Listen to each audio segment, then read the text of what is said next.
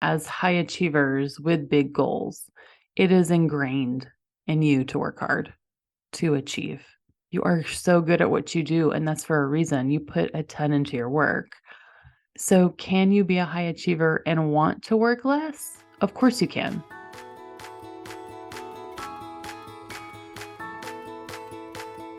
Welcome to You Belong in the C-Suite podcast. You are ambitious in life and in your career, but something is missing. You want to bring more of your passion to what you do. Because let's be honest, you pour a ton into your work, and it needs to mean more. I'm your host, Laura Eigel. I'm a mom, wife, PhD, coach, advocate, introvert, and indoor rowing fanatic. I'm passionate about living a life that's in line with my values. We'll give you the actionable tips and tools you need to lead with your values, make a difference, and have career success. The world needs more diversity and authenticity in the top jobs at organizations. Your leadership belongs there. You belong in the C-Suite.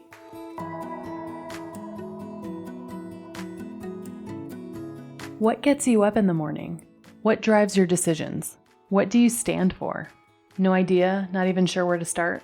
I use my values to guide my life and career. It's the basis of how I've built boundaries for myself and stuck to them. Are you ready to dig into what matters to you? Go to thecatchgroup.com to download your free values worksheet. That's thecatchgroup.com to download your free values worksheet to get to your core values and take action on what matters most.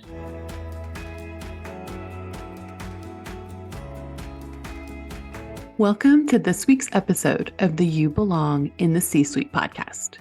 Today, we are revisiting a concept that I talked about in the first episode of season 4, titled Starting Slow in 2024.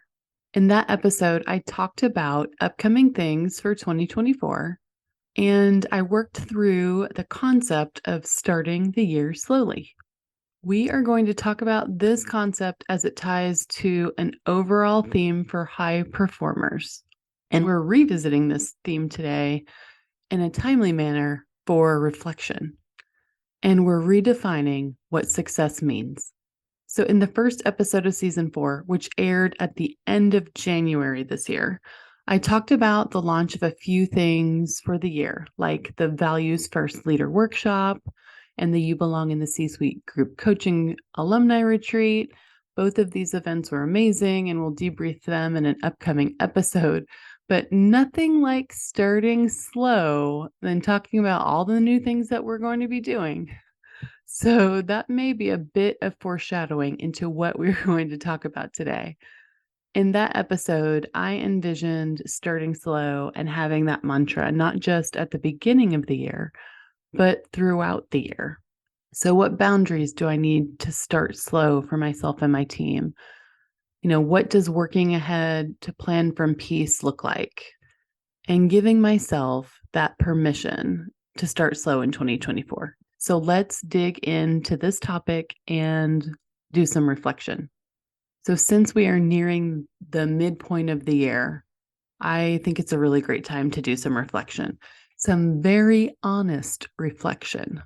I started the year slow in reflection, or did I? So upon reflection, I feel a lot of things. And slow is not one of those feelings. I feel accomplished. I feel like I've prioritized celebrating and traveling. But the last 2 months, I will be honest, have felt like a whirlwind. Not just at work, but at home too. So lots of things happening. And it made me chuckle out loud, remembering that I started the year off slow in 2024. Slow? Did I actually start slow? What did I think slow felt like then? So I re-listened to the episode and I found myself laughing again. I had planned to launch the podcast in mid-January, but instead I launched a few weeks later, and I had discussed pressure to launch sooner. And guess where that pressure came from? It came from myself, no one else. And I thought through that later launch and did that. So what makes me laugh about it is that it's a few weeks. I launched, I think, literally like 2.5 weeks later than I thought I was going to. And as I reflect back on it, that really doesn't feel slow at all. Yes, it is later, but is it slow? If I'm being honest, not really. In that episode, I gave an example of a team that I worked with to build out their team values. And they had a team value of empowered planning and a behavior to work from peace and not urgency. And they did that through planful work and working ahead. And that behavior really resonated with me. And I talked about starting slow as a mantra and wanting to bring it into the whole year. Well, to be honest, I haven't been doing that so much. And guess what? That is completely okay. It's okay. And today I want to chat about how high performers define success and why we need to rethink what success looks like. So, in my experience, high achievers put pressure on themselves. The external pressure is rarely as high as the pressure that we have for ourselves and our own high standards. On the way home from a recent vacation, I sat next to this really great guy on the plane. He was one of those leaders that you look at him, he has a really cool vibe about him, cool glasses, confident, chill. We chatted for a bit and we waited as we waited because the flight was delayed. And he asked me about my travel. And then eventually we got into talking about work. He used to be an entrepreneur and now he works at a firm. And by chatting with him for just a couple of minutes, I could tell that he was a high achiever. And we quickly got into a few things that he was struggling with, making eventually wanting to make the decision to go back on his own in a few years, but struggling with the fact that he will most likely still want to, outperform his peers in his current role because it's really just so ingrained in him. And we talked about how hard it is to not just stay at that high level all the time, but to let go of those expectations, right? And how it most likely can lead to burnout. He mentioned wanting to get back into running his own business and then eventually setting himself for the next stage in his career in 10 years to basically slow down more. And he had joined the firm because he had gotten to the point of burnout of running his own company. But now it seemed like he had found burnout again at the firm. So I bring this up because it is just so relatable. And as high achievers with big goals, it is ingrained in you to work hard, to achieve. You are so good at what you do, and that's for a reason. You put a ton into your work. So can you be a high achiever and want to work less? Of course you can. You are working against lots of muscle memory, though.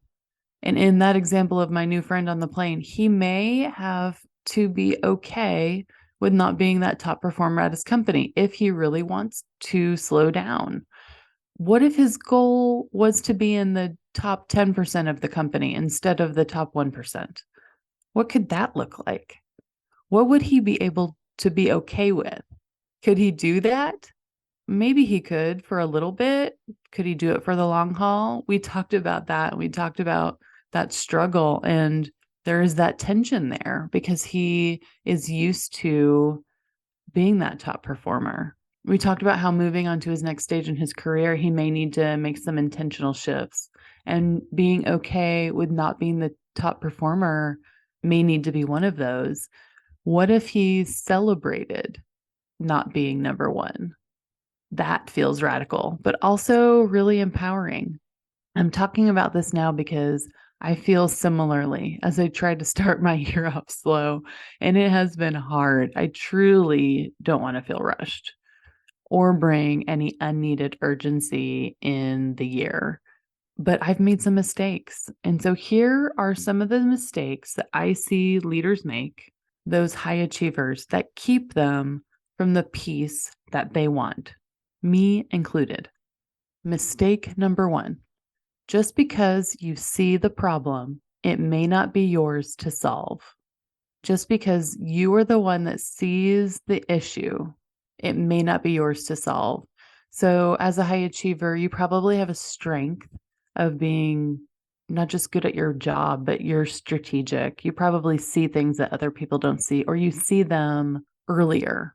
You're able to read a situation, figure out things, anticipate things that may come up. But just because you see a thing doesn't mean that it is your thing to figure out. I see this all the time with leaders, especially in the C-suite. They see the broad picture, they're connecting the dots, and it may not be theirs to go after. It may be something that a peer needs to do or something that another team member needs to do. Maybe you can suggest it, but just because no one is doing anything about it or they aren't impacting it in the way that you would, it does not mean you need to step in. And I think that's the biggest thing that people see. They see unresolved problems keep going unresolved and they're not doing it. So they feel like they're not meeting their own expectations when really those expectations are on them. But ultimately, you get to decide. But often I see leaders adding that stuff to their plates that isn't really theirs to do or isn't theirs to do right now. So just because you can make an impact does not mean it is yours to impact. Is it a priority for your team and your role? If not, then leave it. It will drive you crazy, but it isn't yours to do. So that's mistake number one. Just because you see the problem, it may not be yours to solve. And the mistake is solving all those problems. Mistake number two, being unrealistic. And this looks a lot like being unrealistic with what's on your plate. It's very much related to mistake number one, but being unrealistic with goals and what success looks like. So you've always gotten things done and you do it at a high quality. What's one more thing added to your plate, right? You will do your job very well at a very high level, no matter what. It is who you are and what you do. But you do too much at that high level all the time. Your baseline is higher than everyone else's. And guess what? You can afford to lower the baseline a bit. And that means that you need to do less. Don't keep piling things on your plate just because you can do it. I know you can, but I want you to specifically look at what is on your list. Does it need to be there? How can you protect your time? And most importantly, your energy on the things that are most important. Just because you can do one more thing does not mean that you should. This year, on purpose, I prioritized my core value of advocacy, and I am starting to volunteer for an organization and a little bit more within the kids' school. And on purpose, I had not done this in the past because I did not have time for it. But this year, I was intentional about creating space for this time, and I wanted to spend on it. So I committed to a couple of things that I hadn't in the past. And it feels really good to be able to do that.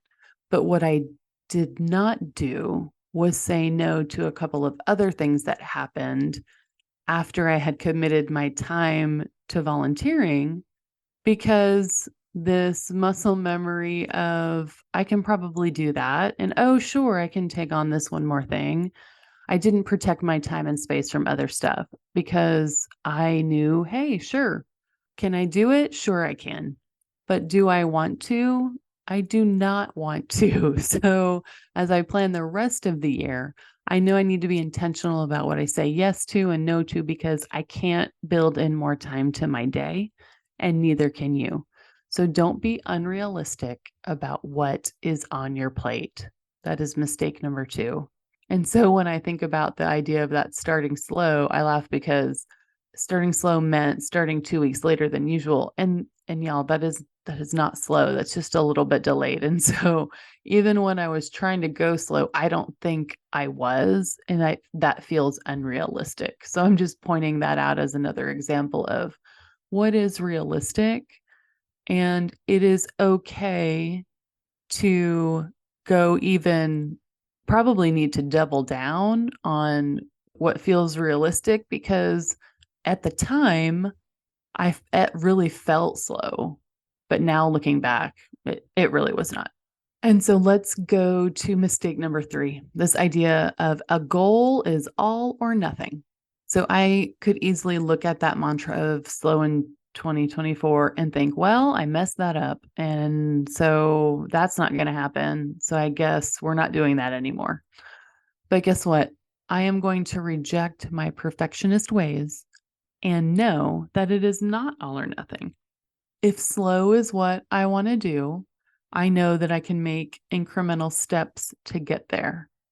It will mean doing that intentionally. It will also mean redefining what success means. And for me, it means a lot of reflection and not getting caught up in my core value of achievement as you think about your tensions and conflicts and your values. Often there is one core value in conflict with another core value. And so my core value of achievement often conflicts with my core value of balance. And balance here is the working from peace, not urgency, right? And so for high achievers, often the achievement value comes up because it has been rewarded so much throughout your life. And when you're trying to focus on a different value, it's really hard to do it because we're going against decades of valuing something, getting that dopamine hit for when we achieve. And I know this about myself, and it is the biggest trap I fall in all the time. I fall into achievement mode. So instead, I know that I need to redefine success here. Success does not have to be all or nothing. Success does not have to be all or nothing. Success for me at this point needs to be small. And I know that I need to celebrate it. And most importantly, I need to give myself some grace and know that it doesn't have to be all or nothing. So let's bring it back to my example of my friend on the plane. What if he really wanted to slow down a bit and not be, in the 1% of the company? What if he changed his goal to be in the top 10% of that company? So what if top 10% was his plan for success and he redefined success as that? How would he define that? I bet he'd still have the metrics, right? But the metrics, maybe they wouldn't be as high. They're still trackable. You can still set milestones. And that may mean that he could do something else with some of that time. Maybe travel more, spend more time with his family, maybe start to think about his plan for building his business a few hours a week. How could he channel his time to do that instead? How can he then build a boundary about making that happen, this redefined version of success? How will he celebrate that new level of success? Not the higher level of success, but the different level of success. And how would he know when he was doing it well? What would those signs be if he was off track? Now, for myself, what does going slow for the rest of 2024 mean? Here's how I'm planning to work through this one for myself and the team through intentional reflection. So, first, what are the prioritized goals for the remainder of the year? Not all my goals, but the prioritized ones, the most important. There shouldn't be more than a few. Otherwise, they aren't prioritized. I can tell you that this is a struggle for so many leaders and so many organizations. Everything is a priority. But if there's a list of, 20 something priorities, guess what? Those are not priorities.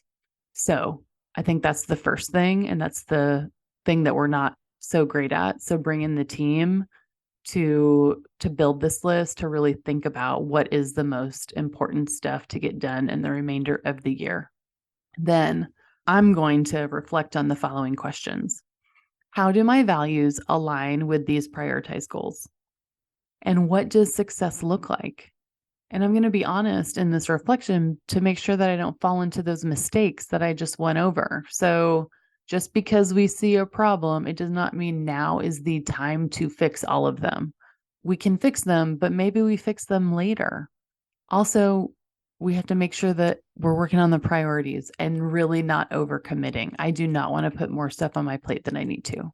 And then lastly, let's redefine some of those goals and not set all or nothing goals, but really focus on the really meaningful ones that are aligned to our values.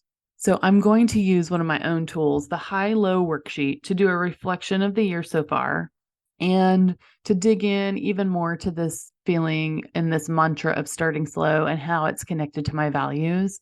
And remember, that one is all about thinking through a period of time or a situation and kind of debriefing it, kind of like an after action review. You connect it back to your values and answer a couple of questions. You can get access to that worksheet, the high-low worksheet, if you go to thecatchgroup.com/values first and download the Values First workbook. It is a free companion workbook to my book, Values First. The worksheet is on page 34 in the workbook. So that is how I am going to kind of work through and prioritize and figure out this reflection of the remainder of the year. And since I've updated you at this point, I'm also going to keep you updated on what this looks like for me. I love to be really transparent as I work through some of this stuff because it is stuff that real time I'm working through. And I want you to know that it's something that I'm always working on. Lifelong learner, always trying to get incrementally better. But some of the stuff and these mindset shifts are really hard.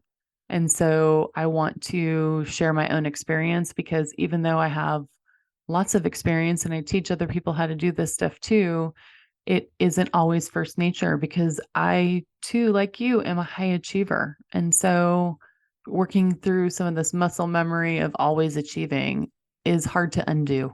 So I hope that this transparent conversation helped you today. And as we near the midpoint of 2024, I want you to reflect on your own values. What conflicts are coming up for you? What do you need to celebrate? What do you need to recalibrate for the remainder of the year? And most importantly, what mindset shifts do you need to make to redefine success for yourself or for your team? Personally, I'm going to give myself some grace, prioritize the remainder of my work to set myself and the team up for planning from peace and not urgency. And I hope that you can do the same. Remember, your leadership belongs here. You belong in the C-suite.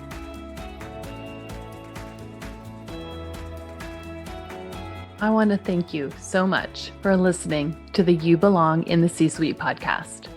If you are enjoying this content, please remember to rate and review on Apple Podcasts. By leaving a review, you are helping others find this content. We will be featuring 5-star reviews on air in upcoming episodes. Editing and support for the podcast is done by S&E Podcast Management. To get more tips and tools to help you live a life guided by your values, go to thecatchgroup.com. Keep your boundaries and take care.